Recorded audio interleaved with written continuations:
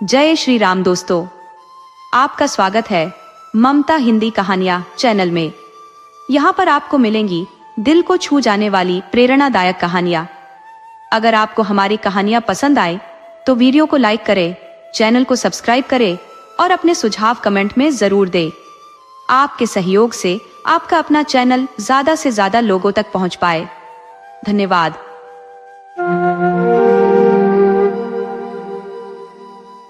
एक गांव में एक अत्यंत संपन्न किसान निवास करता था। किसान का स्वभाव न केवल उदार और सत्यनिष्ठ था, बल्कि वह अथक परिश्रम का पर्याय भी था। प्रतिदिन वह अपने खेतों की ओर प्रस्थान करता और संपूर्ण दिवस परिश्रम में रत रहता। उसकी कृषि भूमि विशाल थी, जहां उसके सेवक भी कार्यरत थे।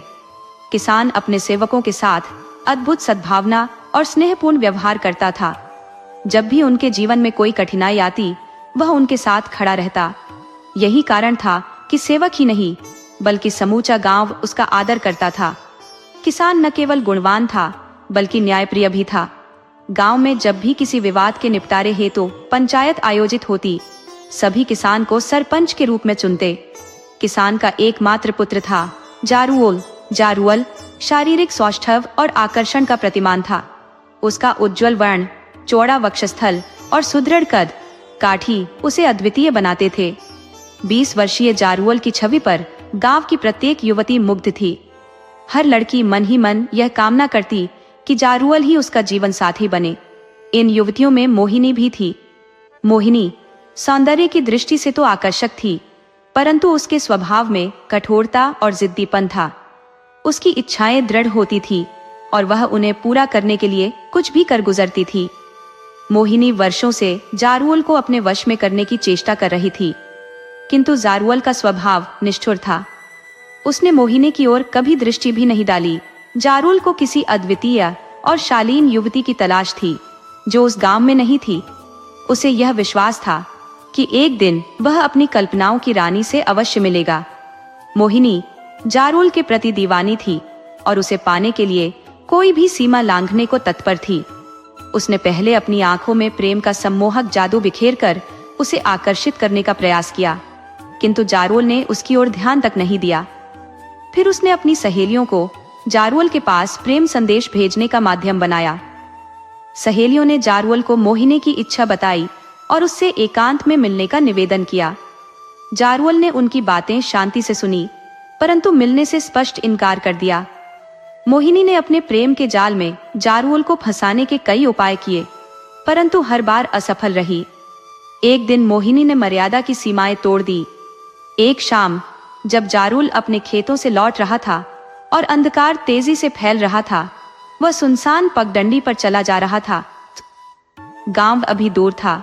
तभी अचानक मोहिनी रास्ते में आ गई और उसे पकड़कर उससे लिपट गई।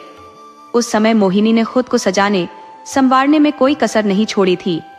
उसने भड़कीले वस्त्र पहन रखे थे और श्रृंगार भी ऐसा किया था जैसे किसी उत्सव में जा रही हो। जारुअल उसकी इस हरकत से सन्न रह गया। उसने मोहिनी को खुद से अलग करने की हर संभव कोशिश की, लेकिन मोहिनी जैसे किसी सनक में थी। जब वह उसका एक हाथ हटाता तो मोहिनी दूसरा हाथ उसकी गर्दन में डाल देती। दूसरा हाथ छुड़ाने पर पहले हाथ से उसे फिर से जकड़ लेती। उसकी स्थिति किसी उन्मादी की तरह हो गई थी। वह कभी जारुअल को चूमने की कोशिश करती तो कभी अपना शरीर उससे सटाने लगती। उसकी आंखों में वासना का सैलाब उफान मार रहा था। जारुअल ने महसूस किया कि मोहिनी को समझाना बेकार है। उसने अपने पूरे जोर से उसे खुद से अलग किया और गुस्से में उसे दूर धकेल दिया। जारुअल के धक्के से मोहिनी दूर गिर पड़ी। इस अपमान को मोहिनी सहन नहीं कर पाई। उसने वहीं बदला लेने का फैसला कर लिया। उसने अपने कपड़े फाड़ डाले, बाल बिखेर लिए और जोर जोर से चिल्लाने लगी। उसकी आवाज में झूठे आरोपों का तूफान था। वह चिल्लाकर जारुअल पर अपनी इज्जत लूटने का इल्जाम लगाने लगी। मोहिनी की चीख पुकार सुनकर कुछ राहगीर वहां जमा हो गए। जब उन्होंने उसके फटे कपड़े और अस्त व्यस्त हालत देखी तो मोहिनी की बातों पर भरोसा कर लिया। मोहिनी सुंदर तो थी ही और जारुअल भी युवा था। ऐसे में मोहिनी का जाल काम कर गया। जारुअल कुछ नहीं बोला। वह चुपचाप घर लौट गया। रात तक यह खबर पूरे गांव में आग की तरह फैल गई। गांव के कुछ लोग मोहिनी की असलियत जानते थे, जिनमें उसकी सहेलियों के परिवार भी शामिल थे। यही लोग जारुल के पक्ष में खड़े थे, लेकिन मोहिनी ने ऐसा कुचक्र रचा था कि गांव के ज्यादातर लोग उसकी तरफदारी कर रहे थे और जारुल को दोषी ठहरा रहे थे। यह खबर धनी किसान तक भी पहुंच गई। वह अपने बेटे को भली भांति जानता था, लेकिन इस मामले में वह सीधा हस्तक्षेप नहीं कर सकता था। गांव की परंपरा के अनुसार अगले दिन पंचायत बैठाई गई। गांव वालों का धनी किसान पर पूरा विश्वास था। मामला उसके बेटे से जुड़ा होने के बावजूद उन्होंने उसे ही सरपंच बनाया। अगले दिन गांव के चौपाल पर पंचायत का आयोजन हुआ। गांव के लगभग सभी लोग वहां उपस्थित थे। मामला गंभीर था और मोहिनी से संबंधित होने के कारण पंचायत में बड़ी संख्या में महिलाएं भी आई थी। पंचायत में एक तख्त पर 4 पंच बैठे थे और उनके बीच धनी किसान सरपंच बनकर बैठा था। हमेशा प्रसन्न रहने वाला धनी किसान आज हृदय से दुखी था। वह जानता था कि उसका बेटा जारुल निर्दोष है, लेकिन उसे पंचों की राय के अनुसार न्याय करना था। पंचों ने सबसे पहले मोहिनी को बुलाया और उससे सारी बातें बताने को कहा। मोहिनी सबसे पीछे बैठी थी। वह अपने स्थान से उठी और पंचों के सामने आकर फपक फपक कर रोने लगी। पंचों ने उसे ढाढ़स बंधाया और न्याय करने का आश्वासन दिया तथा निडर होकर सच्चाई बयान करने को कहा। मोहिनी कुछ देर चुपचाप खड़ी रही। इसके बाद उसने जारुल की तरफ संकेत करते हुए बताया कि वह शाम को दिशा मैदान से लौट रही थी। रात का अंधेरा धीरे धीरे बढ़ रहा था। ऐसे में न जाने कहां से जारुल आ गया और सुनसान क्षेत्र में अकेला पाकर उसे पकड़ लिया और बुरी नीयत से उसके साथ छेड़खानी करने लगा। उसके मना करने पर वह क्रोधित हो गया और जोर जबरदस्ती पर उतर आया। उसने उसके कपड़े फाड़ डाले और इसके बाद मोहिनी ने आगे की बात जानबूझकर अधूरी छोड़ दी और पुनः सिसकने लगी। उसने सिसकते हुए उन लोगों के नाम भी बता दिए जिन्होंने उसे पिछली रात अस्त व्यस्त हालत में देखा था। पंचों ने मोहिनी को बैठने के लिए कहा और एक एक करके उन लोगों को गवाह के रूप में बुलाना आरंभ किया जिन्होंने मोहिनी को अस्त व्यस्त स्थिति में देखा था। पहले गवाह ने बताया कि पिछले दिन जब वह अपने खेत से लौट रहा था तो उसे शाम हो गई थी और रात का अंधेरा बढ़ रहा था। इसी समय उसने देखा कि मोहिनी जमीन पर अस्त व्यस्त स्थिति में पड़ी थी और चीख चीख कर जारुल पर इज्जत लूटने का आरोप लगा रही थी। जारुल वहीं पास ही खड़ा था, लेकिन कुछ बोल नहीं रहा था। पहले गवाह के बाद दूसरे, तीसरे और फिर चौथे गवाह को बुलाया गया। सभी के बयान पहले गवाह के समान थे। सभी ने एक ही बात बताई थी कि मोहिनी अस्त व्यस्त स्थिति में जमीन पर पड़ी थी और चीख चीख कर जारुल पर इज्जत लूटने का आरोप लगा रही थी। अंत में जारुल को बुलाया गया। वह अधिक कुछ नहीं बोला। उसने बस इतना कहा कि मोहिनी उसके पीछे बहुत दिनों से पड़ी थी। उस दिन मोहिनी सभी हदें पार करते हुए उससे लिपट गई। इस पर उसने उसे धक्का देकर अपने से अलग कर दिया। इसके बाद मोहिनी ने अपने कपड़े फाड़ डाले, बाल बिखेर लिए और चिल्लाने लगी। मोहिनी की बात की तो 4 लोगों ने गवाही दे दी, लेकिन जारुल को ऐसा करते हुए किसी ने नहीं देखा था। अतः उसकी बात सच साबित करने वाला एक भी गवाह नहीं था। जारुल ने अपनी बात भी इस ढंग से कही थी कि पंचों को उस पर विश्वास नहीं हो रहा था। दूसरी तरफ मोहिनी की बातों में पंचों को सच्चाई दिखाई दे रही थी। मोहिनी ने झूठा आरोप लगाकर उसे गांव से निकलवाया था। मोहिनी समझती थी कि उसके आरोप से पंचायत उसका पक्ष लेगी और जारुल से उसका विवाह करवा देगी, लेकिन सब कुछ उलटा हो गया। जारुल उसके साथ ही पूरे गांव को छोड़कर चला गया। जारुल बहुत दुखी था। निरपराध होते हुए उसे गांव से निकाला गया था। वह भूखा प्यासा कई दिन और कई रात चलता रहा। जारुल अपने गांव से दूर, बहुत दूर चला जाना चाहता था। उसे अपने पिता, गांव के धनी किसान से भी कोई लगाव नहीं रह गया था। उन्होंने भी उसके साथ न्याय नहीं किया था। कई दिन यात्रा करने के बाद जारुल एक सुबह एक नदी के किनारे आ पहुंचा। जंगल के बीच बहने वाली इस नदी के किनारे चट्टान वाले थे और आसपास बहुत से फलदार वृक्ष लगे थे। जारुल को यह स्थान अच्छा लगा और उसने यहाँ कुछ समय ठहरने का निश्चय किया। उसने आसपास के वृक्षों के फल तोड़कर खाए और नदी का पानी पीकर एक चट्टान पर लेट गया। जारुल बहुत थका हुआ था, अतः लेटते ही उसे नींद आ गई। जारुल कब तक सोता रहा इसका उसे पता ही नहीं चला, लेकिन जब उसकी आंख खुली तो शाम हो चुकी थी और रात का अंधेरा तेजी से बढ़ रहा था। जारुल उठकर बैठ गया और उसने सुस्ती दूर करने के लिए दोनों हाथ ऊपर उठाकर जोरदार अंगड़ाई ली। दिन भर सोने के कारण उसकी थकान उतर गई थी और अब वह अपने को तरोताजा अनुभव कर रहा था। जारुल से कुछ दूरी पर खड़ी एक दानवी उसे बड़े ध्यान से देख रही थी। दानवी का शरीर एक बड़े वृक्ष जैसा था और वह बहुत कुरूप थी। उसका पति एक लंबे समय के लिए बाहर गया हुआ था। उस दानवी को एक पुरुष की तलाश थी। ऐसे में जारुल को देखकर उसकी आंखों में चमक आ गई। दानवी बहुत बुद्धिमान थी। वह अच्छी तरह जानती थी कि एक कुरूप और विशालकाय दानवी को कोई प्यार नहीं करेगा। यह भी संभव था कि उसका रूप और विशाल आकार देखकर सामने वाला पुरुष भयभीत हो जाए और भय से उसके प्राण निकल जाए। दानवी ने इस विषय में बहुत सोचा। अचानक उसके दिमाग में एक योजना आ गई। दानवी ने अपनी दानवी शक्ति से अपना रूप बदला और 16 वर्ष की सुंदर, रूपवान, गोरी, इकहरे शरीर वाली युवती बन गई। इस समय उसे जो भी देख लेता उस पर मोहित हो जाता। इसके साथ ही दानवी ने अपनी शक्ति से एक तेंदुआ उत्पन्न किया और बचाओ बचाओ चीखने लगी। जारुल अब भी उठकर बैठा ही था कि उसके कानों से किसी युवती की बचाओ बचाओ की कातर आवाज टकराई। जारुल खड़ा हो गया। उसने अपने चारों ओर सावधान होकर दृष्टि दौड़ाई। जारुल ने जो कुछ देखा तो देखता ही रह गया। उसे कुछ दूरी पर एक अनिंद्य सुंदरी भयभीत खड़ी थी और एक कद्दावर तेंदुआ उस पर हमला करने जा रहा था। जारुल ताकतवर और साहसी था। उसने पल भर में तेंदुए से टकराने का निर्णय ले लिया और दौड़कर तेंदुए से जा भिड़ा। तेंदुआ बड़ा चालाक और ताकतवर था। वह जारुल पर पंजे मारने और उसका गला अपने मुंह में भरने का प्रयास कर रहा था और जारुल बड़ी फुर्ती से उसके वार बचा रहा था। दोनों में बहुत देर तक लड़ाई चलती रही।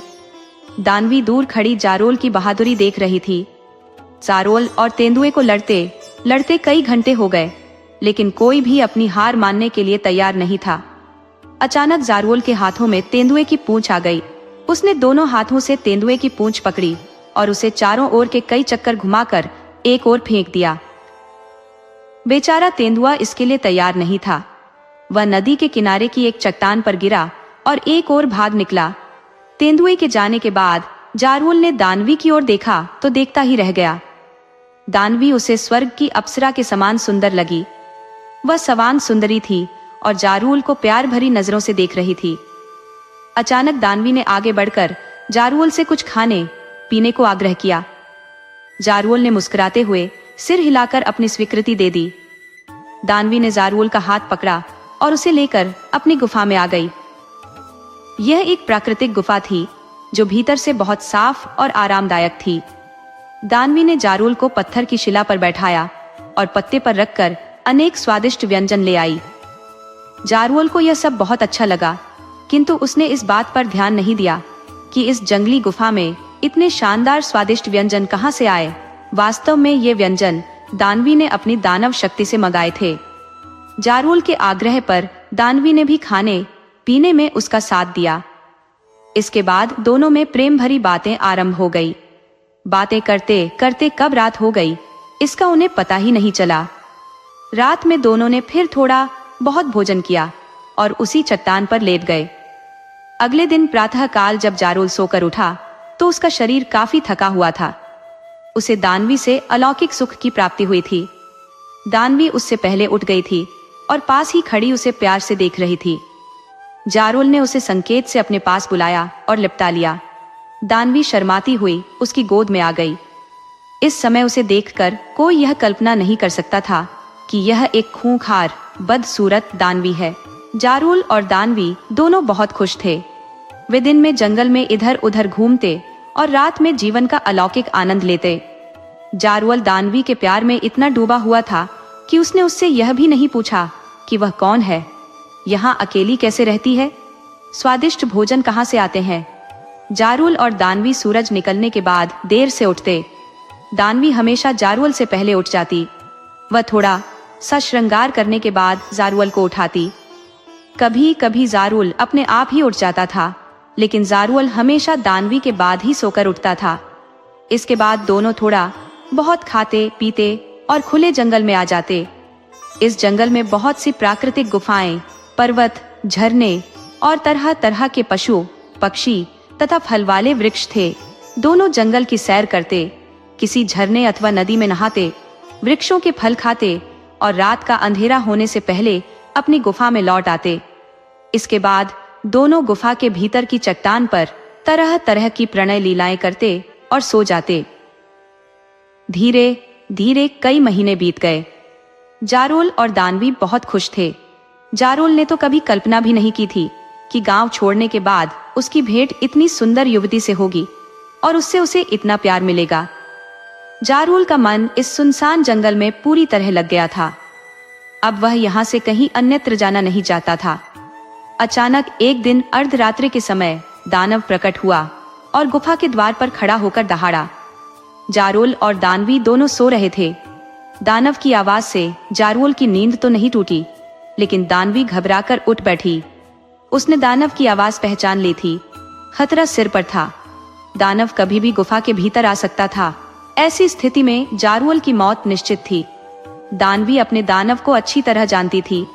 वह किसी भी कीमत पर मानव को जिंदा नहीं छोड़ता था, और फिर अपनी दानवी के साथ जीवन का सुख लूटने वाले को तो जीवित छोड़ने का प्रश्न ही नहीं उठता था। दानवी ने पल भर में ही सब कुछ तय कर लिया। उसने अपनी दानवी शक्ति से पुनः विशाल शरीर धारण किया। सोते हुए जारुल को अचेत करके गुफा के भीतर एक सुरक्षित स्थान पर छिपाया और गुफा के द्वार पर आ गई। दानव लंबे समय बाद लौटा था, अतः दानवी ने उसे देखते ही अपने सीने से लगा लिया और गुफा के भीतर ले आई। दानवी पूरी तरह सामान्य लग रही थी, अतः दानव ने उस पर किसी प्रकार का शक नहीं किया और उससे थोड़ी बहुत छेड़खानी करने के बाद सो गया। दानवी अपने दानव के साथ कुछ समय तक लिपटी हुई इस प्रकार पड़ी रही, मानो वह भी उसके साथ सो रही हो, किंतु वह सोई नहीं थी। जैसे ही दानव के गहरी नींद के खर्राटे बजने लगे, दानवी उठी और जारुल के पास पहुंच गई। उसने जारुल को एक छोटे बच्चे के समान अपने कंधे पर लादा और गुफा के बाहर आ गई। दानवी को जंगल की सभी गुफाओं की जानकारी थी। उसने अपनी गुफा से काफी दूरी की एक गुफा में ले जाकर जारुल को लिटाया और दानव के पास वापस आ गई। दानवी ने चलते समय नई गुफा के द्वार पर एक बड़ा पत्थर रख दिया था, जिससे जारुल जंगली हिंसक जीवों से बचा रहे। दानव 3 दिन और 3 रात सोता रहा। चौथे दिन वह दोपहर के बाद उठा और दानवी को प्यार करने के बाद फिर सो गया। इस बीच दानवी अपनी गुफा में ही रही। वह जानती थी कि दानव लंबे समय बाद लौटा है, अतः उसे कभी भी उसकी जरूरत पड़ सकती है। दानव चौथे दिन अर्धरात्रि के बाद पुनः उठा और दानवी को प्यार करने के बाद गुफा से बाहर निकला और जंगल में खो गया। दानव को जंगली जीवों का मांस खाने की आदत थी। धीरे धीरे दानव का पहले जैसा क्रम बन गया। वह अर्धरात्रि के कुछ पहले गुफा से निकलता, वन्य जीवों को मारता, खाता और प्रातःकाल अपनी गुफा में आकर सो जाता और रात तक सोता रहता। कभी कभी वह दिन में उठ जाता और दानवी को प्यार करता। दानव अपनी दानवी को बहुत प्यार करता था, लेकिन दानव और जारुल के प्यार में बहुत अंतर था। दानव अपने शरीर की भूख मिटाने के लिए दानवी से प्यार करता था और जारुल का प्यार दानवी के शरीर की भूख मिटाता था। अतः दानवी जारुल को हृदय से प्यार करने लगी थी। उसकी दिनचर्या अब बदल गई थी। वह अर्धरात्रि में दानव के जाने के बाद अपनी गुफा से निकलती और जारुल के पास पहुंच जाती। यहाँ आकर वह 16 वर्ष की सुंदरी बन जाती और रात भर जारुल से प्यार करती और प्रातःकाल होते ही जारुल को अचेत करके दानव के लौटने के पहले ही अपनी गुफा में आ जाती। धीरे धीरे कई दिन हो गए। सब कुछ बिना किसी बाधा के ठीक ठाक चल रहा था। एक दिन दानव को रात में भोजन की तलाश में अधिक भटके बिना बड़ा शिकार मिल गया। उसने भरपेट खाया और प्रातःकाल होने से पहले ही अपनी गुफा में वापस आ गया। दानवी जारुल के पास थी, अतः दानव को गुफा में दानवी नहीं मिली। दानव गुफा के बाहर निकला और उसने अपनी दानवी को बहुत ढूंढा, लेकिन वह नहीं मिली। दानव गुफा में पुनः वापस आ गया और लेट गया। प्रातः काल होते ही दानवी वापस आ गई। उसने गुफा में दानव को पड़े देखा तो कुछ भयभीत हुई, लेकिन शीघ्र ही उसने अपने पर नियंत्रण किया और सामान्य दिखाई देने लगी। दानव ने दानवी की ओर देखा। दानवी उससे नजरें चुरा रही थी। इससे दानव को कुछ शक हुआ, लेकिन उसने कुछ कहा नहीं और आंखें बंद करके लेट गया। दानवी भी उसके पास आकर लेट गई और अर्धरात्रि तक उसके पास पड़ी रही। अर्धरात्रि होते ही हमेशा की तरह दानव उठा और गुफा के बाहर निकल गया, किंतु वह अधिक दूर नहीं गया, बल्कि गुफा से कुछ दूर जाकर एक मोटे वृक्ष के पीछे छिपकर खड़ा हो गया। दानवी को इसकी जानकारी नहीं थी। उसने दानव के जाने के बाद 16 वर्ष की सुंदर बाला का रूप धारण किया और जारुअल की गुफा की ओर चल पड़ी। दानव ने दानवी का नया रूप देखा तो उसका शक पक्का हो गया। उसने दानवी से कुछ नहीं कहा और उसके पीछे पीछे चल पड़ा। दानवी सीधी जारुल की गुफा में पहुंची और उसने जारुल को उठाया। आज उसका इरादा जारुल को सब कुछ साफ साफ बता देने का था। आज वह जारुल को यह बताने आई थी कि वह एक दानवी है। उसका दानव बाहर से लौट आया है। दानव बहुत खतरनाक है, अतः वह जंगल छोड़कर कहीं दूर चला जाए। जारुल ने उठते ही दानवी को अपने सीने से लगा लिया और उसे प्यार करने लगा। दानवी ने उसे अपने से अलग करने का प्रयास किया, किंतु जारुल उसे इस तरह जकड़े हुए था कि दानवी अपने को छोड़ा न सकी। इसी समय दानव प्रकट हुआ और उन दोनों की ओर बढ़ा। दानव का उग्र और भयानक रूप देखकर दानवी और जारुल दोनों के होश उड़ गए। दानव बहुत क्रोध में था और कुछ भी कर सकता था। अचानक दानवी के मन में न जाने क्या आया कि उसने दानवी का विशाल रूप धारण किया और जारुल को कंधे पर लाद कर गुफा के बाहर आ गई। जारुल ने दानवी का असली रूप देखा तो हतप्रभ सा रह गया। उसे दानवी की प्रेम कहानी कुछ समझ में आने लगी। दानवी के पीछे पीछे दानव भी गुफा के बाहर आ गया और उसे जारुल को छीनने का प्रयास करने लगा। दानवी जानती थी कि वह जारुल को लेकर कहीं भी भाग नहीं सकती और यदि जारुल दानव के हाथ लग गया तो वह उसे मार डालेगा। अतः दानवी ने जारुल को एक ओर हवा में उछाल दिया। जारुल दानव से कुछ दूर जमीन पर मिला, लेकिन गिरने के पहले ही दानवी ने उसे अपनी दानवी शक्ति से एक वृक्ष बना दिया। दानव का क्रोध अभी शांत नहीं हुआ था। वह वृक्ष बने जारुल की ओर बढ़ा। उसका इरादा इस वृक्ष को तहस नहस कर डालने का था। दानवी ने दानव को वृक्ष की ओर बढ़ते देखा तो उसके पैर पकड़ लिए और गिड़गिड़ाने लगी। दानव अपनी दानवी को बहुत प्यार करता था, अतः उसने वृक्ष बने जारुल को अभयदान दे दिया और दानवी को भी माफ कर दिया। इसके बाद दोनों ने वह जंगल छोड़ दिया और नए जंगल में जाकर रहने लगे। कहते हैं कि दानवी जारुल के प्यार को कभी भूल नहीं पाई। वह अभी भी बरसात का मौसम आरंभ होते ही अपने जारुल के पास आती है। अपनी दानवी का आलिंगन करते ही जारुल खुशी से झूम उठता है। जारुल के वृक्ष पर जून जुलाई के महीने में खिलने वाले बैंगनी पनलिए लाल रंग के फूल जारुल की खुशी के प्रतीक हैं। दोस्तों, आपको कहानी कैसी लगी अपने सुझाव कमेंट करना न भूले। तो चलिए आज की अगली कहानी शुरू करते हैं।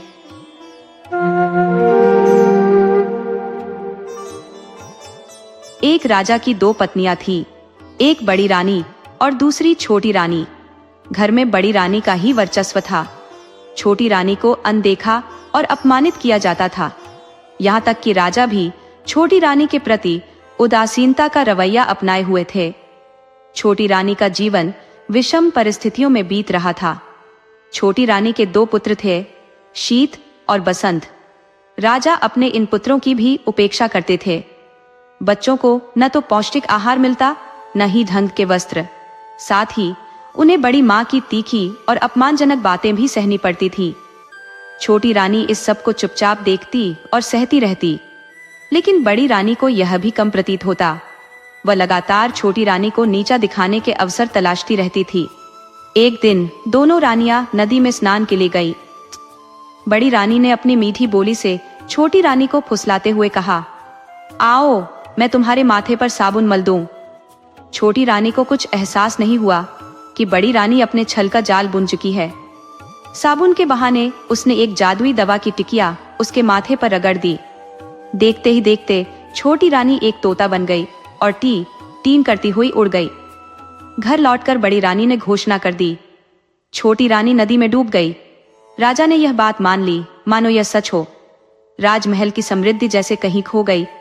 वातावरण में उदासी छा गई। शीत और बसंत गहरे शोक में डूब गए। उधर तोता बनी छोटी रानी उड़ते उड़ते एक अन्य राजा के महल में जा पहुंची।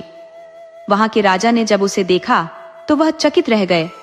सोने जैसा चमकता हुआ तोता, राजा की बेटी बसंत लता ने कहा, पिताजी, यह तोता मुझे चाहिए।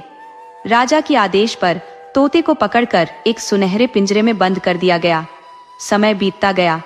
इधर बड़ी रानी के 3 पुत्र हुए, लेकिन उनकी स्थिति चिंताजनक थी। सभी बच्चे इतने कमजोर और दुबले थे कि हड्डियों का ढांचा मात्र प्रतीत होते थे। बड़ी रानी ने उनके पोषण के लिए हर संभव प्रयास किए। पुआ, पकवान, मांस, मछली खिलाए, लेकिन उनकी काया में कोई सुधार नहीं हुआ। वे सूखी लकड़ी जैसे ही बने रहे। दूसरी ओर शीत और बसंत को न के बराबर भोजन मिलता था, फिर भी वे स्वस्थ और हृष्ट पुष्ट थे। ये देखकर बड़ी रानी का क्रोध और ईर्ष्या और बढ़ जाती। एक दिन जब शीत और बसंत पाठशाला से लौटे तो उन्होंने बड़ी माँ को आग बबूला देखा। वह उन्हें देखते ही गालियों की झड़ी लगा देती, उनकी ओर चीखती, चिल्लाती और मारने पर उतारू हो जाती। घर में चीजों को इधर उधर फेंकने लगी। यह सब देखकर राजा तुरंत वहां पहुंचे और हैरानी से पूछा, तुम्हें क्या हो गया है? रानी क्रोध में बेकाबू होकर कांपने लगी और दहाड़ते हुए बोली, मेरी सौत के ये दोनों बेटे हमेशा मुझे ताने मारते हैं, बदतमीजी करते हैं। जब तक इनके खून से नहाकर अपना गुस्सा शांत नहीं करूंगी, मेरा दिल ठंडा नहीं होगा। राजा ने बेरुखी से कहा, जैसी तुम्हारी इच्छा। उन्होंने तुरंत जल्लाद को बुलवाया और आदेश दिया, इन दोनों लड़कों को मौत के घाट उतारो और उनका खून रानी को सौंपो। शीत और वसंत फूट फूट कर रोने लगे, लेकिन जल्लाद को तो राजा की आज्ञा का पालन करना था। उसने उनके हाथ पैर बांध दिए और उन्हें बलि के लिए जंगल की ओर ले गया। उनके करुण क्रंदन को सुनने वाला कोई नहीं था। जंगल पहुंचकर जल्लाद ने उनके कपड़े उतरवाकर उन्हें पेड़ की छाल पहना दी। शीत ने दर्द भरे स्वर में कहा, भाई, शायद यही हमारी किस्मत में लिखा था। जल्लाद ने उनके बंधन खोल दिए और गहरी सांस लेते हुए बोला, राजकुमारों, मैं आपकी जान कैसे ले सकता हूँ? मैंने आपको अपनी गोद में पाला है। राजा का आदेश है, लेकिन मेरा दिल ये घिनौना काम नहीं कर सकता। भाग जाओ, इन वक्कल के कपड़ों में कोई तुम्हें पहचान नहीं पाएगा। उसने उन्हें जंगल से बाहर निकलने का रास्ता बताया और खुद राजमहल की ओर लौट गया। वहां पहुंचकर जल्लाद ने एक कुत्ते और सियार का खून लेकर बड़ी रानी को सौंप दिया। खून देखकर बड़ी रानी खुशी से फूली नहीं समाई। उसने उस खून से स्नान किया और अपनी खुशी में अपने बच्चों को तरह तरह के व्यंजन खिलाए। उधर शीत और वसंत जंगल के घने रास्तों में भटकते रहे। चलते चलते थककर वे एक पेड़ के नीचे बैठ गए। वसंत ने प्यास से बेहाल होकर कहा, भाई, अब तो पानी लाकर दो, नहीं तो मुझसे चला नहीं जाएगा। शीत ने इधर उधर नजर घुमाई और सांत्वना देते हुए बोला, तुम यहीं बैठो, मैं देखता हूं कहीं पानी मिलता है या नहीं। पानी की खोज में चलते हुए शीत को एक तालाब दिखा। उसने सोचा, पानी ले जाने का कोई साधन तो है नहीं। अगर चादर को भिगोकर ले जाऊं तो शायद वसंत की प्यास बुझा सकूं। यह सोचकर उसने चादर को पानी में डुबो दिया। जिस राज्य की सीमा के अंतर्गत वह तालाब था, उस राज्य के राजा का अचानक देहांत हो गया। राजा की कोई संतान नहीं थी। समस्या उत्पन्न हुई कि राज सिंहासन पर कौन बैठेगा। सिंहासन को तो खाली नहीं रखा जा सकता है। इस पर काफी विमर्श हुआ। अंत में मंत्रियों एवं प्रजा ने मिलकर तय किया कि जिस व्यक्ति के माथे पर राज तिलक होगा उसे ही सिंहासन पर बैठाया जाएगा। योजनानुसार एक सफेद हाथी की पीठ पर सिंहासन बांधकर हाथी को छोड़ दिया गया। वह हाथी माथे पर राज तिलक वाले व्यक्ति की खोज में निकल पड़ा। इस क्रम में वह उस तालाब के पास पहुंचा जहां शीत अपनी चादर को पानी में भिगो रहा था। शीत के माथे पर राज तिलक देखते ही सफेद हाथी ने उसे अपनी सूंड से पकड़ा और सिंहासन पर बैठा दिया। शीत बसंत बसंत पुकारने लगा, पर सब बेकार। सफेद हाथी शीत को लेकर तेजी से नगर की ओर चल पड़ा। इधर बसंत पेड़ के नीचे बैठा भाई के आने का इंतजार कर रहा था। बहुत देर तक जब उसका भाई नहीं आया तो डर के मारे वह रोने लगा। रोते रोते सारा दिन बीत गया। रात है ही तो रोकर वह वहीं सो गया। दूसरे दिन सुबह एक सन्यासी उधर से गुजरा। बसंत को उस हाल में देखकर उसे बड़ी दया आई। उसने उसे गोद में उठा लिया और जंगल में बनी अपनी कुटिया में ले गया। उधर सफेद हाथी शीत को लेकर उस राज्य की प्रजा के समक्ष उपस्थित हुआ। सभी ने नए राजा का स्वागत किया। शीत को राज सिंहासन पर बिठाया गया और उसे राज तिलक लगाया गया। शीत को कुछ समझ में नहीं आ रहा था कि हो क्या रहा है। उसे राह रहकर अपने भाई बसंत की बहुत याद आ रही थी। समय बीतने लगा। शीत ने परिस्थिति से समझौता कर लिया। वह कुशलता पूर्वक राज काज संभालने लगा। अब उसे किसी भी चीज का अभाव नहीं था। उधर बसंत जंगल में सन्यासी की कुटिया में अपने दिन बिता रहा था। वह रोज हवन के लिए जंगल से लकड़ियां चुनकर लाता, पूजा के लिए फूल तोड़कर लाता और जंगल के कंद मूल खाकर अपना पेट भरता था। कभी कभी वह सन्यासी के पास बैठकर शास्त्रों एवं वेदों का ज्ञान भी प्राप्त करता। शीत और बसंत के पिता पर दैवीय आपदा आई। उनका सारा राज्य नष्ट हो गया। राजा सब कुछ छोड़ छाड़कर अज्ञातवास को चले गए। बड़ी रानी की दशा भी अत्यंत दयनीय हो गई थी। भिक्षा मांगकर जीवन निर्वाह करने की नौबत आ गई, परंतु उसके फटे चिथड़े गंदे कपड़ों को देखकर लोग भी उसे दुत्कार देते। एक दिन दुखी होकर बड़ी रानी अपने तीनों पुत्रों के साथ समुद्र के किनारे खड़ी थी। अचानक समुद्र की लहरों में तीनों पुत्र बह गए। रानी ने अपने पुत्रों को बचाने की बहुत कोशिश की, पर सब बेकार। दुखी होकर वह भी समुद्र में कूद पड़ी। उधर राजा की बेटी बसंतलता अब बड़ी हो गई थी। अपनी रूपवती कन्या के लिए राजा योग्य वर की तलाश कर रहे थे, पर वैसा वर उन्हें मिल नहीं रहा था। तब रानी से परामर्श कर उन्होंने स्वयंवर का आयोजन किया। स्वयंवर सभा में अनेक राज्यों के राजपुत्र उपस्थित हुए। राजा ने घोषणा की कि सारे राजपुत्र अपने आसन पर बैठेंगे और बसंतलता हाथ में माला लेकर सभी के सामने से गुजरेगी। जो राजकुमार उसे पसंद आएगा उसी के गले में वह वरमाला डालेगी। इधर बसंतलता ने स्वयंवर के लिए श्रृंगार करना आरंभ किया।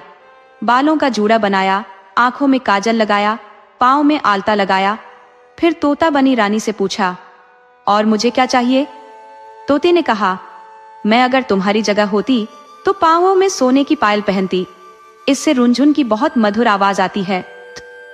बसंतलता ने सोने की पायल पहन ली। फिर पूछा, बोलो और क्या चाहिए मुझे? तोते ने कहा, अगर मैं तुम्हारी जगह होती तो सोने की जरी वाली साड़ी पहनती। तोते की बात सुन बसंतलता ने सोने की जरी वाली साड़ी पहनी। फिर तोते ने कहा, अब तुम हीरे का हार पहन लो, बहुत सुंदर लगोगी। बसंतलता ने हीरे का हार पहन लिया। फिर पूछा, अब? तोते ने कहा, नाक में मोती की लौंग, कानों में जड़ाऊ कर्णफूल और मांग में हीरे का टीका पहनने से ही नारी का श्रृंगार पूरा होता है। बसंतलता ने सारी चीजें पहन ली। तब तोते ने कहा, सब तो हुआ, पर गजमुक्ता न होने से श्रृंगार तो पूरा होगा ही नहीं। तुम्हारे पास तो गजमुक्ता है ही नहीं। अगर स्वयंवर में आए हुए राजकुमारों में से कोई गजमुक्ता ला दे तो समझना वही तुम्हारे योग्य वर है। यह सुनकर बसंतलता ने सारे साज श्रृंगार उतार दिए और घोषणा करवा दी कि जो राजकुमार उसके लिए गजमुक्ता लाएगा उसी से वह विवाह करेगी। घोषणा सुनते ही सारे राजकुमार गजमुक्ता की खोज में निकल पड़े। राजकुमारों ने सुना था कि सभी हाथियों में गजमुक्ता नहीं होती है। समुद्र के किनारे पाए जाने वाले किसी हाथी में ही गजमुक्ता होती है। अतः सारे राजकुमार समुद्र की ओर चल पड़े। समुद्र के किनारे पहुंचने से पहले ही हाथियों के एक झुंड ने उन पर धावा बोल दिया, जिस कारण अनेक राजपुत्रों के हाथ पैर टूट गए, अनेक घायल हो गए और इस तरह सब हताश निराश होकर वापस लौट गए। कुछ ही दिनों बाद यह समाचार शीत राजा के कानों तक पहुंचा। उसे राजपुत्रों की दुर्दशा पर दया आई और बसंतलता के आचरण पर अत्यंत क्रोध आया। उसने निश्चय किया कि वो बसंतलता के अहंकार को चूर चूर कर देगा। उसने बसंतलता के पिता के राज्य पर आक्रमण कर दिया। बसंतलता के पिता की पराजय हुई। शीत राजा ने बसंतलता को बंदी बना लिया। उधर बसंत सन्यासी की कुटिया में दिन बिता रहा था। सारा दिन इधर उधर घूमता रहता। उसकी कुटिया के पास एक विशाल बरगद का पेड़ था। उसमें एक गुल और एक बुलबुल रहती थी। एक दिन दुखी होकर बसंत उसी पेड़ के नीचे बैठा था। तब उसने उस गुल और बुलबुल को बातचीत करते हुए सुना। गुल ने स्वयंवर की सारी घटनाएं बुलबुल को सुनाई, फिर बोला, कौन जानता है कि इसका क्या परिणाम होगा? बुलबुल ने कहा, क्षीर सागर के किनारे एक दूध पहाड़ है। दूध पहाड़ से क्षीर सागर में दूध गिरता है। उस क्षीर सागर में एक स्वर्ण कमल खिला हुआ है। उस स्वर्ण कमल में एक हाथी रहता है। उसी के सिर में गजमुक्ता है। गुल ने पूछा, लेकिन वहां पहुंचेगा कौन? बुलबुल ने कहा, कोई साहसी राजपुत्र ही वहां पहुंच पाएगा। सारी बातें सुनने के बाद बसंत ने उनसे पूछा, मैं गजमुक्ता लेने जाऊंगा, इस कार्य में तुम दोनों मेरी कुछ सहायता करोगे? जरूर, परंतु तुम पहले सन्यासी के पास जाकर उसका त्रिशूल लेकर आओ, फिर सेमल के पेड़ के पास जाकर राजपुत्र के वस्त्र मांगो। सारी चीजों की प्राप्ति तुम्हें हो जाएगी। गुल और बुलबुल ने उससे कहा। बसंत ने सन्यासी से त्रिशूल लिया, सेमल के पेड़ से राजवस्त्र प्राप्त किए और उन्हें पहनकर समुद्र की ओर चल पड़ा। क्षीर सागर पहुंचकर उसने देखा कि स्वर्ण कमल के बीच दूध की तरह सफेद एक हाथी के सिर पर गजमुक्ता है। गजमुक्ता की रोशनी से चारों ओर उजाला फैला हुआ है। बसंत उस सफेद हाथी की पीठ पर कूदा। जैसे ही उसने सफेद हाथी के सिर पर त्रिशूल को रखा, वैसे ही सागर, स्वर्ण कमल, सफेद हाथी सब गायब हो गए। वहां केवल एक कमल का फूल खिला हुआ था और उसके अंदर गजमुक्ता की माला थी। मनुष्य की आवाज में कमल के फूल ने पूछा, निश्चय ही तुम राजपुत्र हो? कौन सा राज्य है तुम्हारा? बसंत ने कहा, मैं राजपुत्र नहीं हूं, एक सन्यासी के साथ जंगल में रहता हूं। ठीक है, तुम गजमुक्ता को अपने सिर पर और मुझे अपने हृदय में रखो। बसंतलता के साथ तुम्हारा ही विवाह होगा और तुम्हारा जीवन सुख से बीतेगा। बसंत क्षीर सागर के बालू पर चलता हुआ वापस लौटने लगा। तभी उसे कुछ आवाजें सुनाई पड़ी। हम लोगों को भी साथ ले चलो भाई। वह भौचक्का होकर चारों ओर देखने लगा। उसे आस पास कोई भी नहीं दिखा। वह आगे बढ़ा तो फिर वैसी ही आवाजें आई। उसने गौर से बालू को देखा तो उसे लगा कि उसके पैर के पास बालू के अंदर से आवाजें आ रही हैं। उसने त्रिशूल से वहां का बालू हटाया तो देखा कि वहां 3 सोने की मछलियां थीं। वह उन्हें अपने साथ लेकर चल पड़ा। इधर शीत राजा शिकार खेलने निकला था। एक दिन सारा दिन भटकने के बाद भी उसके हाथ एक भी शिकार न लगा। थककर वह एक पेड़ के नीचे बैठ गया। अचानक उसे याद आया कि वह अपने भाई बसंत को इसी पेड़ के नीचे छोड़कर पानी लाने गया था और फिर एक हाथी उसे एक राज्य में ले गया था। फिर वह कभी इस जगह लौट कर नहीं आ सका था। बसंत का क्या हुआ? वह कहाँ गया होगा? क्या वह जीवित होगा? यह सोचकर वह रो पड़ा।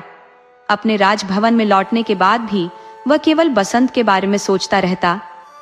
बसंत गजमुक्ता लेकर बसंतलता के राज्य में गया तो वहां उसे पता चला कि शीत राजा बसंतलता को बंदी बनाकर अपने राज्य में ले गया है। बसंत सीधा शीत राजा के राजभवन में पहुंचा। राजा के अंगरक्षकों को 3 सोने की मछलियां देकर कहा, अपने राजा से कहो कि बसंतलता को छोड़ दे। लेकिन शीत राजा तो अपने भाई के शोक में डूबा अपने कमरे का दरवाजा बंद कर अंदर बैठा हुआ था।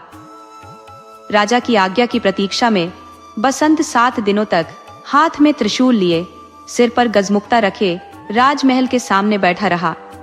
8वें दिन शीत राजा थोड़े सामान्य हुए तो दासियां सोने की मछलियों को काटने बैठी। लेकिन आश्चर्य, मछलियां बोल उठी, हमें न काटो, हम राजा के भाई हैं। अंगरक्षकों ने जब शीत राजा को बसंत की बात बताई तो वे स्वयं राजभवन से बाहर आए। वहां अपने भाई बसंत को देखा तो दौड़कर उसे अपने गले लगा लिया। तभी वे दासियां उन बोलने वाली सोने की मछलियों को लेकर राजा के पास पहुंची। लेकिन आश्चर्य, शीत राजा के हाथ लगाते ही तीनों मछलियां 3 मनुष्यों में बदल गई। उन्हें देखते ही वे पहचान गए। वे बड़ी रानी के पुत्र थे, शीत बसंत के सौतेले भाई। शीत बसंत ने बड़ी रानी और राजा के दुर्भाग्य की सारी बातें उनसे सुनी। उनकी आंखों से आंसू बहने लगे।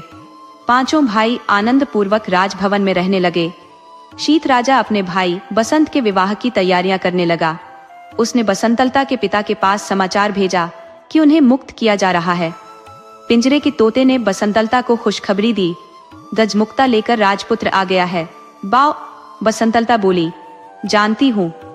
उसी समय एक दासी दौड़ती हुई आई और उसने प्रसन्नता पूर्वक कहा कि गजमुक्ता लाने वाले राजपुत्र राजा शीत के ही भाई है। बसंतलता बहुत खुश हुई। उसने तय किया कि वह अपने प्रिय तोते को आज अपने हाथों से स्नान कराएगी। उसने कपिला गाय के दूध में कच्ची हल्दी को पीसकर दूध में मिलाया और उससे तोते को स्नान कराने लगी। इस क्रम में बसंतलता के हाथ से तोते के माथे की दवाई पुछ गई। देखते तोता एक सुंदर नारी बन गया। बसंतलता ने आश्चर्य से पूछा, तुम कौन हो, परी या देवी? वह बोली, मैं राजरानी हूँ। शीत और बसंत मेरे ही बेटे हैं। उसके बाद उसने अपने साथ घड़ी सारी बातों को उसे बता दिया। अगले दिन बसंतलता के साथ बसंत का विवाह धूमधाम से संपन्न हुआ। विदा के समय बसंतलता ने अपने पिता से कहा, मैं पालकी में अकेली ही जाऊंगी। पिता ने पूछा, ये क्या बात हुई? बसंतलता बोली, मैंने प्रण लिया है कि सुबह प्रार्थना के समय अकेली रहूंगी। पिता बोले, ठीक है, जैसा तुम चाहती हो वही होगा। सभी से विदा लेकर बसंतलता सुंदर पालकी में बैठ गई। उसने चुपके से छोटी रानी को अपनी पालकी में बैठा लिया। बसंत भी अपनी पालकी में बैठ गया। शीत राजा के महल के पास जब पालकी रुकी, तब उससे बसंतलता के अलावा एक अपूर्व सुंदरी नारी भी उतरी। सब उसे आश्चर्यचकित होकर देख रहे थे। उसने पालकी से उतरते ही पूछा, कहाँ है मेरे शीत? बसंत, मेरे पास आओ। माँ की पुकार सुनकर शीत, बसंत दौड़कर आए और उससे लिपट गए। बड़ी रानी के तीनों पुत्र भी दौड़कर वहां पहुंच गए। इस सुखद समाचार को सुनकर थोड़े दिनों बाद राजा भी लौट आए। इस प्रकार छोटी रानी के दुखों का अंत हुआ। सभी के दिन सुखपूर्वक बीतने लगे। दोस्तों, आपको कहानी कैसी लगी? अपने सुझाव कमेंट करना न भूले। तो चलिए आज की अगली कहानी शुरू करते हैं।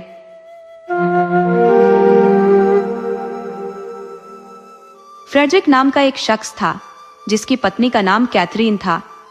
एक दिन फ्रेडरिक ने कहा, केट, मैं खेत में मेहनत करने जा रहा हूँ। जब लौटूंगा तो जोर की भूख लगी होगी, इसीलिए तुम कुछ लजीज भोजन तैयार रखना और बियर भी रख देना। कैथरीन ने हामी भरते हुए कहा, ठीक है, सब कुछ तैयार होगा। दोपहर करीब आने लगी और कैथरीन ने एक बढ़िया सा गोश्त का टुकड़ा तलने के लिए चूल्हे पर रख दिया। वह सुनहरा होने लगा तो उसने उसे पलटा और खुद से कहा, यह तो लगभग तैयार है, अब तहखाने से बियर ले आती हूँ। कड़ाही को आंच पर ही छोड़कर वह एक बड़ा जग लेकर तहखाने चली गई। पीपे से बियर भरते वक्त अचानक उसे ख्याल आया, अरे कुत्ता तो खुला है, कहीं टिक्का लेकर भाग न जाए। ये सोचते ही वह घबराई और तेजी से ऊपर भागी। लेकिन जब उसने किचन में कदम रखा तो देखा कुत्ता अपना काम तमाम कर चुका था। टिक्का मुंह में दबाए भाग चुका था। कैथरीन ने गुस्से और निराशा के साथ कुत्ते का पीछा किया, मगर वह फुर्ती से खेतों की ओर निकल गया। हताश होकर उसने सोचा, अब तो टिक्का गया, इसे भूलना ही पड़ेगा। थकान से चूर वह धीरे धीरे घर लौटी। इस बीच तहखाने में बियर का पीपा खाली हो चुका था, क्योंकि वह ढक्कन लगाना भूल गई थी। जब वह तहखाने पहुंची तो देखा कि फर्श पर बियर का सैलाब फैल चुका है। वह घबराई और सोचने लगी, अब क्या करूं कि फ्रेडरिक ये सब देख न पाए। अचानक उसे मेले से खरीदा हुआ आटे का बोरा याद आया। उसने सोचा, आटे से बियर सोख लूंगी, सब कुछ साफ सुथरा हो जाएगा। वह आटा लेकर आई, लेकिन गलती से बोरा बियर के जग के ऊपर रख दिया, जिससे बची खुची बियर भी जमीन पर फैल गई। कैथरीन मायूस होकर बड़बड़ाई, एक मुसीबत जाती नहीं कि दूसरी आ जाती है। फिर उसने पूरा आटा जमीन पर फैला दिया और खुद को चतुर समझते हुए संतोष से भर गई। दोपहर में फ्रेडरिक जब घर लौटा तो उसने जोर से आवाज लगाई, केट, क्या पकाया है? कैथरीन ने झिंझकते हुए कहा, अरे फ्रेडरिक, मैंने तो गोश्त का टिक्का बनाया था, पर जब बियर लेने गई तब कुत्ता उसे लेकर चंपत हो गया। मैं कुत्ते के पीछे दौड़ती रही, लेकिन उसी बीच तहखाने में बियर का पूरा पीपा खाली हो गया।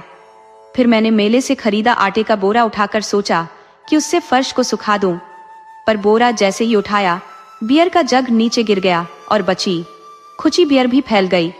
पर हाँ, तहखाना अब साफ सुथरा लग रहा था। फ्रेडरिक गुस्से से बोला, केट, आखिर तुमने ये सब क्यों किया? जब टिक्का तल रही थी तभी बियर लेने क्यों गई? पहले बियर बहा दी, फिर सारा आटा बर्बाद कर दिया। कैथरीन ने लापरवाही से जवाब दिया, फ्रेडरिक, मुझे क्या पता था कि ये सब गलत होगा। अगर तुम्हें इतना मालूम था तो पहले क्यों नहीं बताया? फ्रेडरिक सिर पकड़कर सोचने लगा। अगर मेरी पत्नी ऐसे काम करती रही तो मुझे आगे से ज्यादा समझदारी से काम लेना पड़ेगा। उसके पास घर में काफी सोना था। उसने कैथरीन को बुलाकर कहा, देखो ये कितने सुंदर पीले बटन है। मैं इन्हें बक्से में रखकर बगीचे में गाड़ दूंगा, पर ध्यान रखना इन्हें छूना मत। कैथरीन ने झट से कहा, फ्रेडरिक, मैं इन्हें कभी हाथ भी नहीं लगाऊंगी। फ्रेडरिक जैसे ही बाहर गया तभी कुछ फेरी वाले मिट्टी के बर्तन लेकर आए। उन्होंने कैथरीन से पूछा, क्या आप बर्तन खरीदेंगी? कैथरीन बोली, खरीदना तो चाहती हूँ, पर मेरे पास पैसे नहीं है। अगर पीले बटन आपके काम आ सकते हैं तो सौदा कर सकती हूँ। फेरी वाले चौकन्ने होकर बोले, पीले बटन हमें दिखाओ। कैथरीन ने चालाकी से कहा, बगीचे में जहां मैं बताऊं वहां खोदो, मुझे खुद खोदने की हिम्मत नहीं है।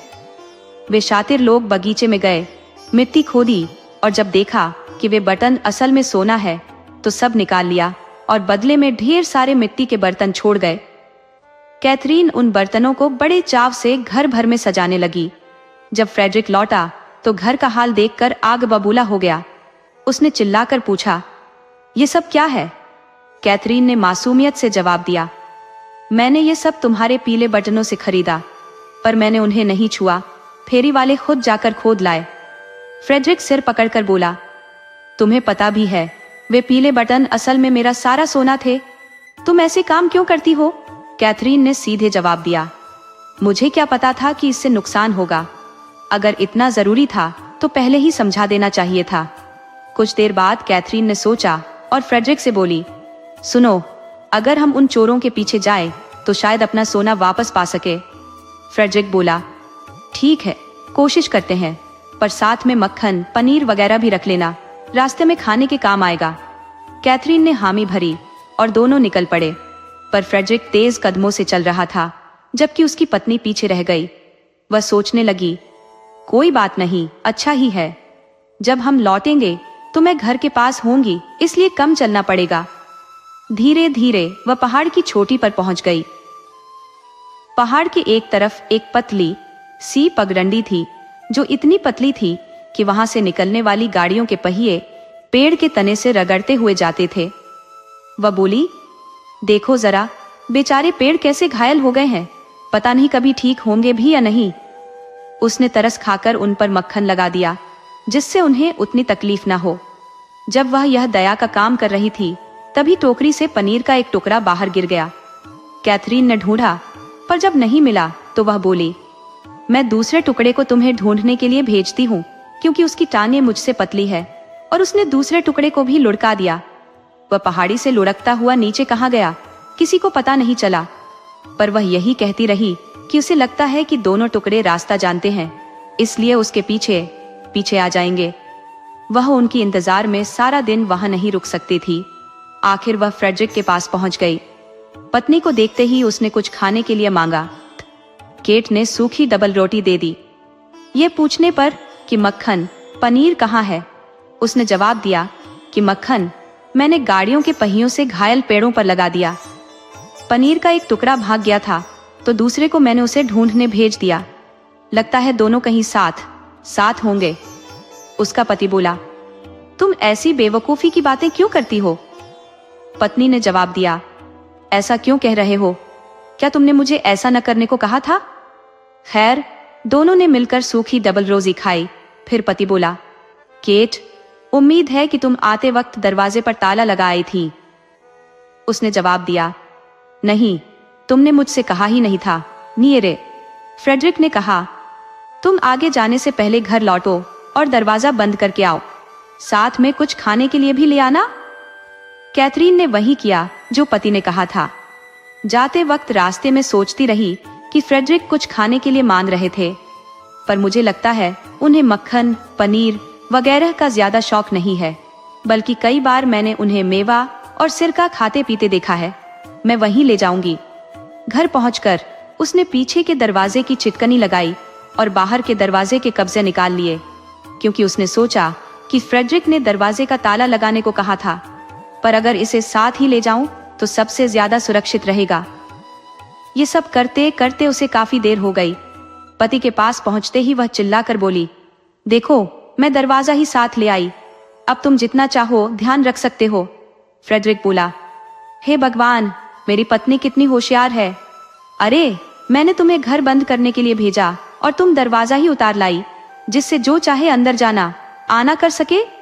खैर, जब लेकर आई हो तो तुम ही इसे उठाओ। वह जवाब में बोली, ठीक है, दरवाजा तो मैं उठा लूंगी, पर साथ में मेवा और सिरका नहीं उठाऊंगी, नहीं तो वजन बढ़ जाएगा। हाँ, इन्हें दरवाजे के साथ बांध देती हूँ। फ्रेडरिक ने कोई ऐतराज नहीं किया और वे चोरों को ढूंढने के लिए जंगल में चले गए, पर उन्हें वे नहीं मिले। जब अंधेरा होने लगा तब रात बिताने के लिए वे एक पेड़ पर चढ़ गए। वे अभी चढ़े ही थे कि वे बदमाश आ गए जिन्हें ये ढूंढ रहे थे। वे लोग सचमुच बड़े दुष्ट थे और चीज के खोने से पहले उसे ढूंढ निकालते थे। वे थके हुए थे सो पेड़ के नीचे आकर बैठ गए। इसी पेड़ पर ऊपर पति पत्नी थे। बदमाशों ने आग जलाई। फ्रेडरिक दूसरी तरफ से उतरा और कुछ पत्थर बटोरकर वापस ऊपर आ गया। वे उन पत्थरों को चोरों के सिर पर फेंकते रहे, पर चोर बोले कि सुबह होने वाली है, इसलिए हवा से सेब गिर रहे हैं। कंधे पर दरवाजा रखे कैथरीन धकने लगी, पर उसे लगा कि वजन शायद मेवा का है। वह धीरे से बोली, फ्रेडरिक, मुझे मेवा फेंकनी पड़ेगी। पति ने कहा, नहीं, अभी नहीं, उन्हें हमारे बारे में पता चल जाएगा। मैं कुछ नहीं कर सकती, इन्हें फेंकना ही होगा। अगर फेंकना ही है तो जल्दी से फेंको। डालियों में से होती हुई मेवा नीचे गिरने लगी। चोर बोले, ओले गिर रहे हैं। थोड़ी देर बाद कैथरीन को लगा दरवाजा अब भी भारी है। उसने पति से फुसफुसाकर कहा, मुझे सिरका भी फेंकना पड़ेगा। वह बोला, नहीं, हम पकड़े जाएंगे। वह कहने लगी, क्या करूं, फेंकना ही पड़ेगा, और गिरा दिया। चोर कहने लगे, ओह, कितनी ओस पड़ रही है। अब जाकर कैथरीन के दिमाग में आया कि यह तो दरवाजा ही भारी है। उसने पति से कहा, मुझे दरवाजा फेंकना पड़ेगा। वह खुशामद करता रहा, ऐसा मत करो, उन्हें हमारे बारे में पता चल जाएगा। पर उसने दरवाजा छोड़ दिया और वह जाकर चोरों पर जा गिरा। उनकी समझ में नहीं आया कि यह क्या हुआ। वे सारा सोना छोड़कर जितनी तेजी से भाग सकते थे भागे।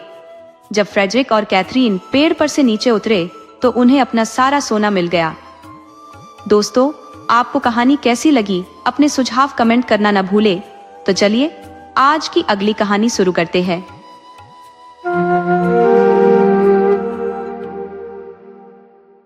बगीचे के मध्य में गुलाब का एक बेहद आकर्षक पौधा था, जिसके सबसे सुंदर फूल में एक नन्हा सा बौना रहता था।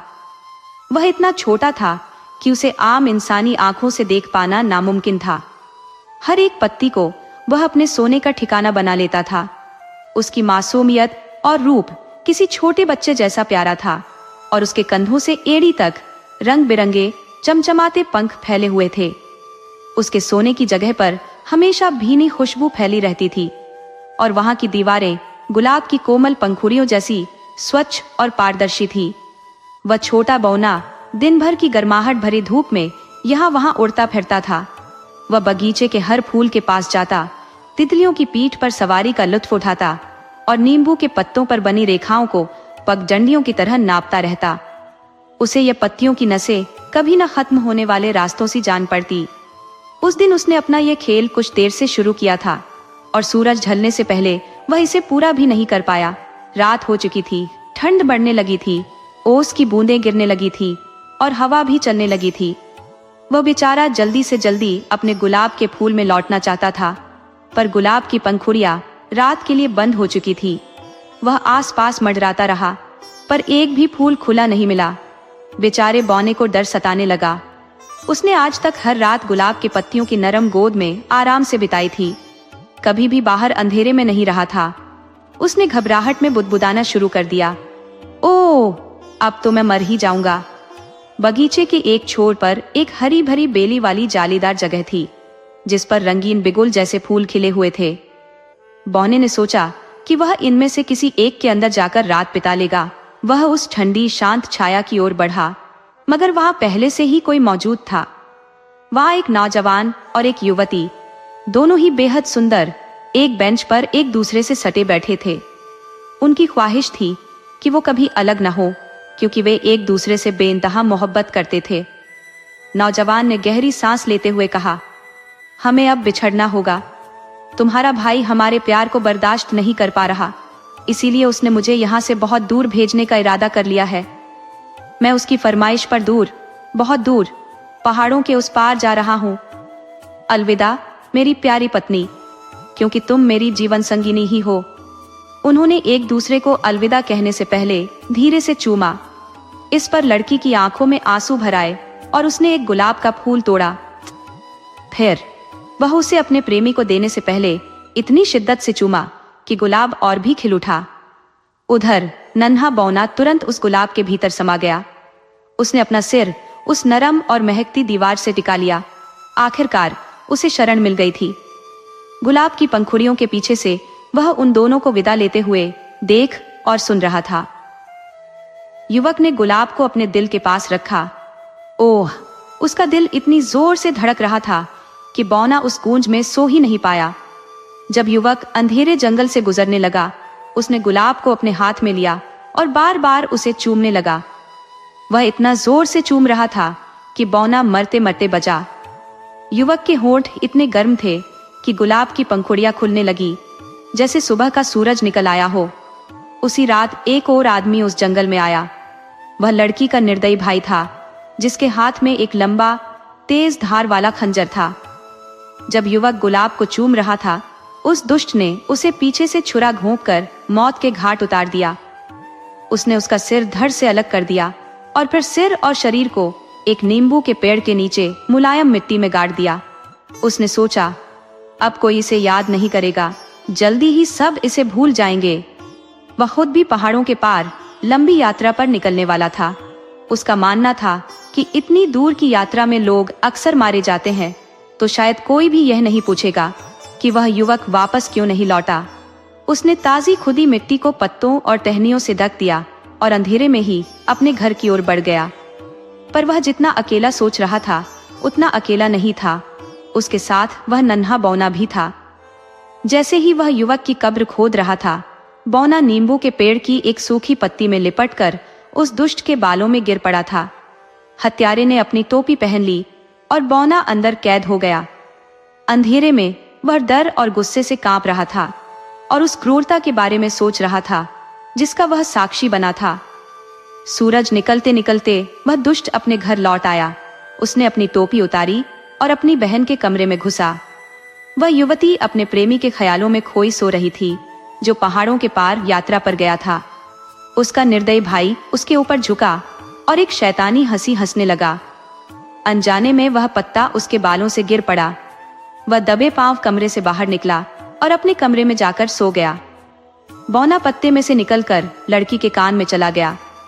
उसने जो बुरा काम होते देखा था, वह लड़की को बता दिया कि कैसे उसके भाई ने उसके प्रेमी को मारकर एक फूलों से भरे नींबू के पेड़ के नीचे दफना दिया है। फिर उसने यह बताया कि वह पेड़ जंगल में कहाँ है। लड़की सोच रही थी कि वह सपना देख रही है, पर बौना बोला कि अपने बिस्तर पर एक सूखा नींबू का पत्ता देखकर समझ जाना कि यह सपना नहीं है। लड़की उठी और उसे वह पत्ता दिखा। ओह, वह कितना रोई। उसने कितने खारे आंसू बहाए, पर वहां उसे तसल्ली देने वाला कोई नहीं था। कोई नहीं था जिससे वह अपना दुख कहती। खिड़की खुली हुई थी। बौना चाहता तो उड़कर बगीचे में अपने गुलाब तक जा सकता था, पर वह उस लड़की को अकेले छोड़कर जाने के बारे में सोच भी नहीं सकता था। खिड़की की चौखट पर रखे गमले के पौधे में एक फूल था। उसने बाकी दिन वहीं आराम किया। कई बार वह दुष्ट भाई आया, जोर जोर से हंसी मजाक करता रहा। बेचारी लड़की में इतनी हिम्मत भी नहीं थी कि अपना दुख दिखा सके। रात आने पर वह चुपचाप घर से निकली। उसने जंगल में जाकर वह पेड़ ढूंढा, फिर उसके नीचे से अपने प्रेमी की लाश निकाली। वह खूब रोई और भगवान से प्रार्थना करने लगी कि वह भी जल्दी मर जाए। वह चाहती थी कि लाश को अपने साथ वापस ले जाकर अच्छी तरह दफना दे, पर वह ऐसा नहीं कर सकती थी। उसने उसका सिर अपने हाथों में उठाया, उसके ठंडे सफेद होंठों को चूमा, फिर उसके सुंदर बालों से मिट्टी झाड़ी। वह बोली, यह हमेशा मेरा रहेगा। उसने उसके मृत शरीर को फिर से दबाया और लौट गई। वह अपने हाथों में अपने प्रिय का सिर और नींबू के पेड़ के पास उगी चमेली की एक टहनी ले आई थी। लौटते ही उसने एक बड़े गमले में उस युवक के सिर को दबाया और ऊपर से चमेली की टहनी लगा दी। छोटे बौने ने फुसफुसाकर कहा, अलविदा। उस लड़की का दुख देखने से दुखी बौना और कर बगीचे में अपना गुलाब ढूंढने लगा। हरी टहनियों पर एक दो पत्तियां चिपकी थी, फूल नहीं खिला था। ठंडी सांस भरते हुए बौना बोला, जल्दी ही सब सुंदर फूल मुरझाकर गायब हो जाएंगे। पर उसे एक गुलाब का फूल मिल ही गया, जिसकी पत्तियों में अब भी खुशबू थी और वह वहां रह सकता था। बौना हर सुबह उस लड़की की खिड़की पर जाता था। उसे वह लड़की हमेशा गमले के पास खड़ी रोती मिलती थी। उसके आंसू चमेली की टहनी पर गिरते रहते थे। लड़की पीली पड़ती जा रही थी और टहनी हरी, उसमें नए नए पत्ते आ रहे थे और जल्दी ही सफेद फूलों की कलियां निकल आईं। लड़की ने उन्हें चूम लिया। उसका भाई उसे पागल और बेवकूफ समझता था, क्योंकि वह एक पौधे के पास खड़ी रोती रहती थी। वह नहीं जानता था कि किसी की चमकीली आंखें और लाल होंठ उस चमेली के पौधे के नीचे की मिट्टी में दबे हुए थे। एक दिन वह लड़की गमले के पास खिड़की की चौखट पर सिर टिकाए सो गई। उसे सोता देखकर बौना उसके कान में घुस गया और उसे उन शामों के बारे में बताने लगा जब खुशबूदार गुलाब खिलते थे। लड़की वह सपना देखते देखते मर गई। मरने पर वह स्वर्ग गई, जहां अपने प्रेमी युवक से मिल गई। बड़ी सफेद घंटियों जैसे चमेली के फूल खिलकर कमरे में अपनी खुशबू फैला रहे थे। जो मर चुके थे उनके लिए अपना दुख वे इसी तरह दिखाते थे।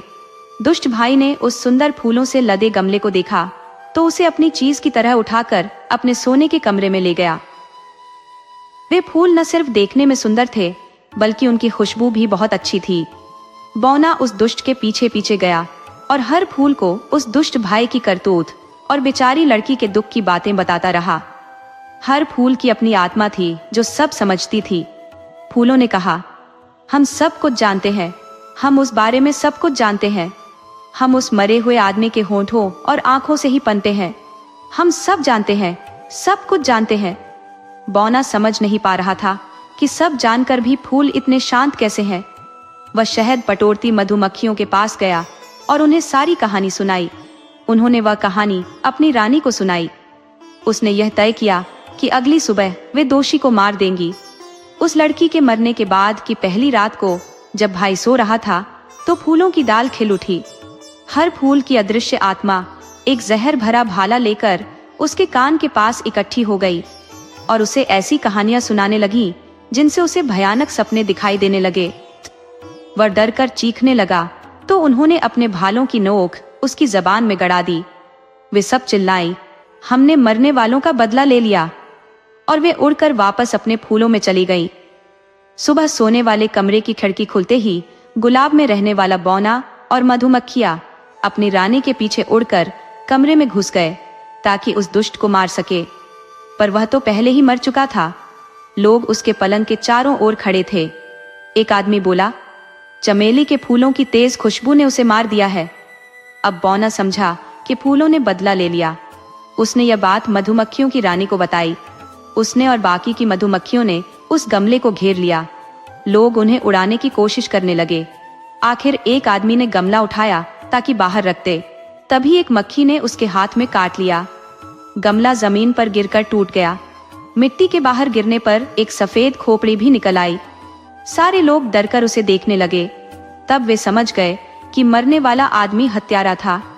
मधुमक्खियों की रानी गाना गाने लगी, जिसमें फूलों के बदला लेने के अलावा यह भी बताया था कि बौना छोटे से छोटे पत्ते पर भी रह सकता है।